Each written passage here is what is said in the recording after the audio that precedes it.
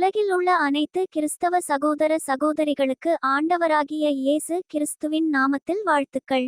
தேவன் நல்லவர். அவர் நமக்காக தன் சொந்த குமாரனையும் தந்து நம்மில் அன்பு கூர்ந்தவர். அவர் தம்முடைய தீர்க்க தரிசிகளைக் கொண்டு முன்னுரைத்தபடி இயேசு கிறிஸ்துவை நமக்காக கொடுத்தார். இயேசு கிறிஸ்து நமக்காக நம்மோடு இருக்கும்படி பரிசுத்த ஆவியை பிதாவிடம் இருந்து புறப்பட பண்ணியுள்ளார். இன்றும் பரிசுத்த ஆவியானவர் நம்மில் வாசம் பண்ணுகிறார். இது நாம் அறிந்த சத்தியம். தேவன் நம்மை சுற்றி திரளான சாட்சிகளை முன் உதாரணமாக நமக்கு வைத்துள்ளார். ஆனாலும் பிசாசு நம்மை சோதிக்கிறன். எனவே நாம் பிசாசிடம் தோற்றுப்போகாதபடிக்கு அவனுடைய தந்திரங்களை நாம் அறிந்து கொள்ள வேண்டும். பிசாசை விலகி போக பண்ணியர் நம் ஆண்டவர் இயேசு. நம் வாழ்வில் பிசாசு சோதிக்கும் 3 நிலைகளை நாம் ஞாபகம் வைத்துக் கொள்வது நல்லது. சரி, நாம் சத்தியத்தை கவனிப்போம். ஆவியானவர் இயேசு கிறிஸ்துவை வெறுமையான வனாந்தரத்திற்கு கொண்டு போனார். ஆகரம் இல்லாத மரங்கள், பாறைகள் நிறைந்த மலைகள், யாரும் உதவி செய்ய முடியாத வனாந்தரம் அது. இந்த சூழலில்தான் ஆண்டவர் இயேசு 40 நாள் இரவும் பகலும் உபவாசம் இருந்தார். பிசாசு ஆண்டவர் தனிமையில் இருப்பதை தெரிந்து கொண்டு அவரிடம் வருகிறான். அப்பொழுது அவருக்கு மிகுந்த பசி. பிசாசு பேசத் தொடங்கினான். கல்லுகளை அப்பமாய் மாற்றி புசி என்றது. ஆண்டவர் தேவவார்த்தையில் மனிதன் பிழைப்பான் என்கிறார். இது முதல் காரியம்.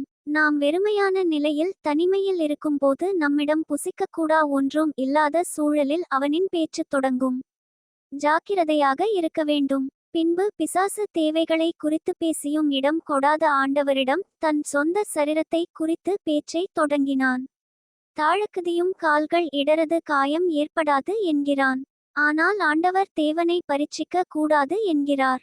இது இரண்டாவது காரியம். நம் சொந்த சரீரத்தில் பெலவீனம், வேதனைகள் ஏற்படும்போது, உழைக்க பெலனில்லாத வயதனான சமயத்தில் கூட நம்மை தேவனுக்கு விரோதமாய் திருப்புவான்.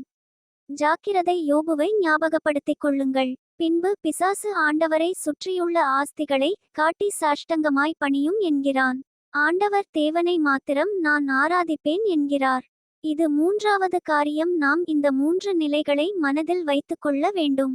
1 நம் சொந்த தேவைகள், 2 சரீர நிலைகள், 3 நம்மை சுற்றியுள்ளவர்களின் செல்வங்கள். இந்த 3 நிலைகளை நாம் எப்போதும் ஞாபகம் வைத்துக்கொள்ள வேண்டும். அப்பொழுது எந்த சூழ்நிலையிலும் நாம் பிசாசின் பேச்சு எது என்பதை இனம் கண்டு கொள்ளலாம். சரி, ஒரு காரியத்தை நான் ஞாபகப்படுத்துகிறேன். 2ஆம் ஆதம் இயேசு கிறிஸ்து பிசாசை ஜெயித்தார். ஆனால் முதல் ஆதம் ஏன் விழுந்தான் என்பது தெரியுமா? ஆம், அவனும் மிகுந்த பசியாய் இருந்தான். ஆதியாகமம் 2ஆம் அதிகாரத்தில் 5வது வசனத்தில் முளைகள் பூமியின் மேல் இன்னும் முளைக்கவில்லை என்கிறார். ஏன் எனில் 3ஆம் நாளில் முளைக்கத் தொடங்கிய தாவரங்கள் 6ஆம் நாளில்தான் மழைக்கு பிற்பாடு பூமியின் மேல் வளரத் தொடங்கியது. எனவே ஆதம் இத்தனை நாள் பசியாக இருந்தான். ஆதம் எப்பொழுது கனிகளை சாப்பிட்டான்? அவன் நன்மை தீமை கனிகளை எப்பொழுது சாப்பிட்டான் என்ற காரியங்களை தெரிந்த வேதத்தில் தெரியாத சத்தியங்களை அறிய இறைவனின் படைப்பு என்ற புத்தகத்தை வாங்கி படியுங்கள். புத்தகம் தேவை என்றால் 8344636910 என்ற எண்ணிற்கு வாட்ஸ்அப் அனுப்புங்கள். நன்றி.